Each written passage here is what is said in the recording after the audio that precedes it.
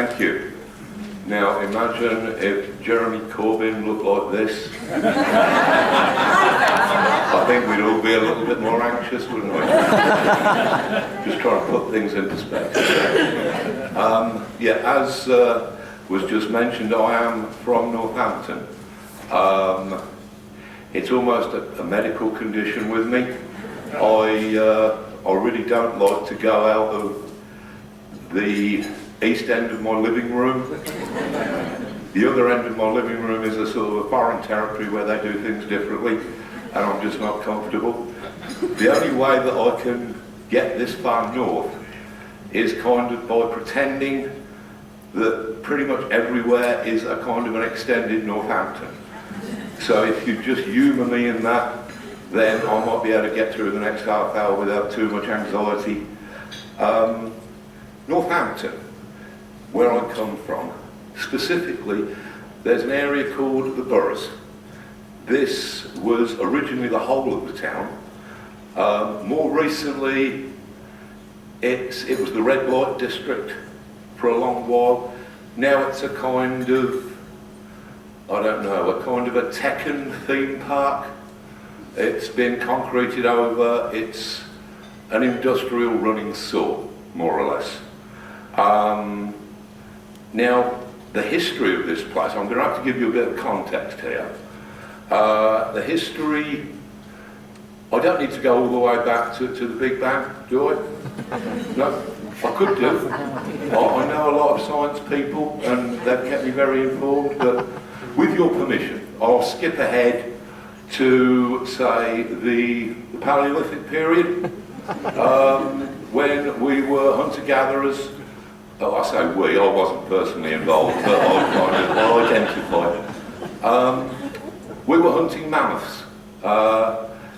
That was during hunter-gatherer culture. That was probably the last time that the Boroughs, my neighbourhood, which wasn't known as that during the Paleolithic period, that was probably the last time that it enjoyed a genuinely egalitarian social structure. Now, I'm not suggesting that we return to hunter-gatherer values. I'm not suggesting that we don't. But anyway, moving on, this is going to be a kind of not only a roller coaster ride through history, this is actually a faulty and dangerous roller coaster ride through history. So, not much happened until the Romans turned up. Now, the Romans introduced coinage. Like I say, this area has got a long history with relation to both austerity and to authority. Now, the Romans introduced coins, and the reaction of the Northampton people was fairly obvious. We became forgers. Which, that took quite a lot of bottle, because that was a crucifying offence at the time, you know. And we got quite good at it, I have to say. By the time that Rome withdrew in 600, we started operating the first English mint and producing the first English coins. That's 600 AD.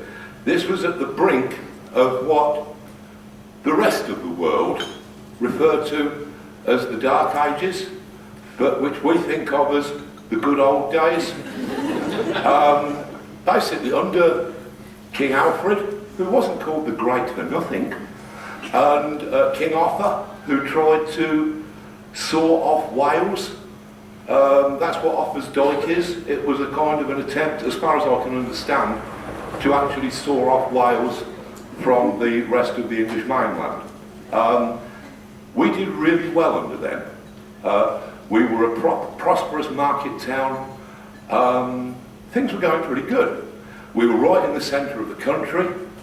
Apparently God had helpfully sent a number of angels to point out that we were the centre of the land. So, actually I heard later, much like Adolf Hitler's invasion plan for England actually ended with the capture of Northampton. So, it's not just me that thinks that Northampton is the most important place in the universe. It's also God and Hitler. And that's pretty much the dream team, isn't it? So, yeah, we were doing pretty well until the Norman Conquest. Now, the Norman Conquest, when that was imposed upon us, Northampton's most famous citizen in the 11th century would be Hereward the Wake. Now, some of the older people here, not as old as me obviously, but some of the people who are getting on might even remember when Hereward the Wake was a celebrated British hero whose exploits were right alongside those of King Arthur and Robin Hood, although actually Hereward the Wake was real, and he was an anti-Norman terrorist, which perhaps explains why we don't get many children's treasuries of Hereward the Wake these days. Come the 12th century, I might be wrong here, like I said, this was a faulty roller coaster ride. I think we had the first parliament in the Western world at Northampton Castle. By the 13th century, Henry III ordered the troops into Northampton to quell local political dissatisfaction with the council that he'd imposed, and they imposed the slap of firm government and burnt the town down. They'd been let into the town by the Cluniac monks.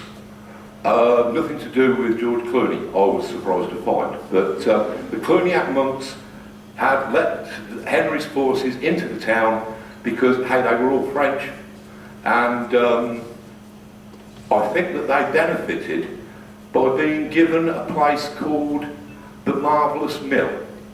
The church took control of the Marvellous Mill in around about the 13th century. We then had, let me see, in the 14th century, yeah, remember that mill? There'll be a callback to it later when this all ties up somehow at the end, you know. In the 14th century, we had the first poll tax was announced at Northampton Castle, which kicked off the Peasants' Revolt. It wasn't looking good for Northampton in terms of its image by this point, and it only got worse. In the 15th century, the War of the Roses, we captured Henry VI, which was only the beginning of our king capturing career. In the 16th century, that mill that I mentioned was given back to the town when the monasteries were all dissolved by Henry VIII. Now the 17th century is where it gets interesting. The 17th century kicked off with the Gunpowder Plot, which was 1605. That was plotted in Northampton by disgruntled Catholics, one of whom turned Supergrass and informed upon all the others, and so he wasn't hung, drawn and quartered. We let him die of a lingering disease and then put his head on a spike at the end of Sheep Street, I believe. It's not still there, so don't look. Immediately after that, we had the enclosures protests, when aristocrats had suddenly started seizing huge areas of the countryside, and all of the famous enclosure protesters, Captain Slash, Captain Swing, Captain Pouch, they all came from Northampton, and most of them ended up on the spikes next to Francis Tresham down at the end of Sheep Street. And of course, in the middle of the 17th century, we had a civil war where we were very, very loyal to Cromwell. We made all the boots for his army, and the bastard never even paid us. We didn't realise that he was kind of an English Stalin. We suffered as bad as anybody under Cromwell. And then with the Reformation, when Charles II got to the throne, because of Oh, some little trivial thing. Yeah, we had held his dad under house arrest for about a year until Oliver Cromwell could chop his head off. But Charles II, he just couldn't let that go. He couldn't move on. He blamed us, and so he pulled our castle down. And then by 1670, we had the Great Fire.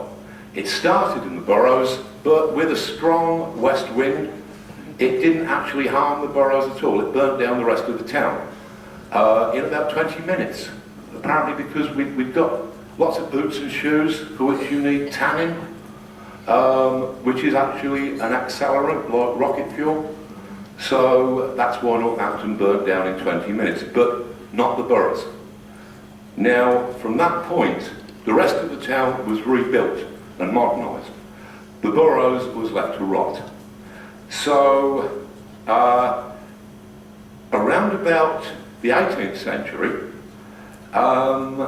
you got a consortium of businessmen who bought that little mill, the marvellous mill. One of them was Dr. Samuel Johnson, the compiler of the first dictionary. But we'll come back to that. I'm trying to keep you in suspense here. I'm trying to build up an atmosphere of anticipation. It's really not working, is it? So, moving on to the 20th century. What happened to the boroughs? In 1919, they started to dismantle the boroughs. They started to take it apart. This is according to the testimony of the residents. I realised belatedly that this was probably because of what had happened in Russia 2 years before. Everybody all over the world, particularly in America and England, that was the beginning of the Red Scare. We saw what had happened in Russia, we were terrified that it would happen over here. And I presume that the idea of tightly knit working class communities that supported each other started to look like a really bad idea around about 1919. So the dismantling of the boroughs began. This carried on until the 1960s. I was born in '53. I remember it through several sets of rose-coloured glasses as an entirely idyllic place. Yes, we had an outdoor toilet that didn't have a cistern or an electric light. But that meant that if you were visiting the toilet in the middle of the night, you had to carry with you a bucket of water and a candle.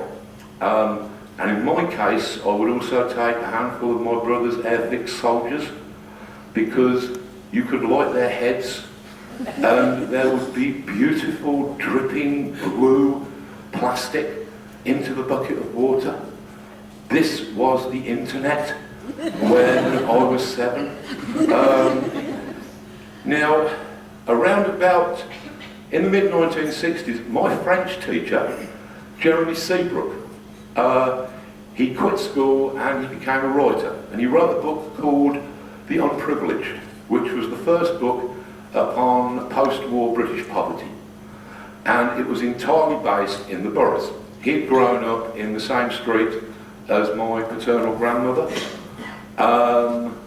and I would have to say that the story for the boroughs has only deteriorated since then. In the 21st century, when I became more closely involved with the area again, through the agency of my beautiful but doomed underground magazine, Dodge and Logic, which was started with people from the area, even though it was a national or international magazine. At that point, the boroughs, it was the red light district. It was in the top 2 percentile for deprivation for the entire of the UK. Just living in the boroughs took 10 years off of your life expectancy, compared with the surrounding areas. The road dividing the boroughs from Semillon was about 10 paces across. So you lost a year on your life expectancy every time you, well, not every time you crossed that road, or otherwise you'd have been dead by 7 or 8 crossings, wouldn't you? But you see where I'm going. This place had been absolutely ignored and marginalised and trampled upon by all of the administrations, irrespective of party. No one had done anything about the boroughs that didn't make it worse. There were people living in high-rise blocks that had been condemned by the fire services. And the people in that area were some of the most incredibly resilient and amazing people that I've ever encountered. We met with political agitators who are not aligned to any party, who seem to command an army of very elderly, disabled people who are nevertheless incredibly effective at demonstrations because nobody wants to hit anybody in a wheelchair, or at least most of the time. We worked with people in the boroughs, we worked with Occupy in the boroughs, and the thing that we found was that these people, yes, they are victims, they do not see themselves as victims. They see themselves as the hero in their own story, as we all do. That needs to be recognised. I think that the thing was that we weren't just poor in money, we were poor in information. I grew up in a house that had 3 books in it. If it hadn't have been for the library service, I would not have had an education. We were trying to provide information with the magazine Dodge and Logic. We were also thinking that it was vital to try and set up things within that community that weren't dependent upon the whims of authority, that weren't sums of money that could be clawed back in a cash crisis. I think it's vitally important to empower the people in those areas to help with their own problems. I think that, I'm not saying, make it their responsibility, we have to help them as much as we can. We also have to try and empower them to the point where they have effective and meaningful ways of working in their communities. To return to the Marvellous Mill, very briefly, what happened was that consortium of businessmen, they bought this mill. It was a corn mill. They converted it into a cotton mill with 2 or 3 cotton looms. There was another powered loom in Birmingham. This was powered by donkeys. So that one down there at the corner of Tanner Street and Gas Street in Northampton was the first power loom in the world. So the Industrial Revolution started right there, just in the southwest corner of my neighbourhood. And interestingly, about a year afterwards, he either came to visit it or he heard about it. But Adam Smith, the man on the 20s, he visited or heard about the mill with these cotton looms that, without anybody to work them, with only a couple of children to sweep out the corners, were producing all this cotton. And he said it was marvellous. It was like there was some kind of invisible hand that was guiding the machines. Oh, that would be a good metaphor for free market capitalism. And that is where the hidden hand that Margaret Thatcher and Ronald Reagan both said, yeah, it's all right, you don't have to bother about the economy. There's a hidden hand, a bit like God, that is controlling all of the transactions. And that is why we are at this conference today, because there isn't a hidden hand. In conclusion, I would say that it is from the heart of ordinary communities like the boroughs or like anywhere that our current dilemma has arisen. And it would be foolish to overlook the part that the people in those areas have to play in the solution to that dilemma. Empower them, put some of the power, some of the ability to decide their own destinies back into their own hands. That would be a great benefit to everybody. Thank you very much.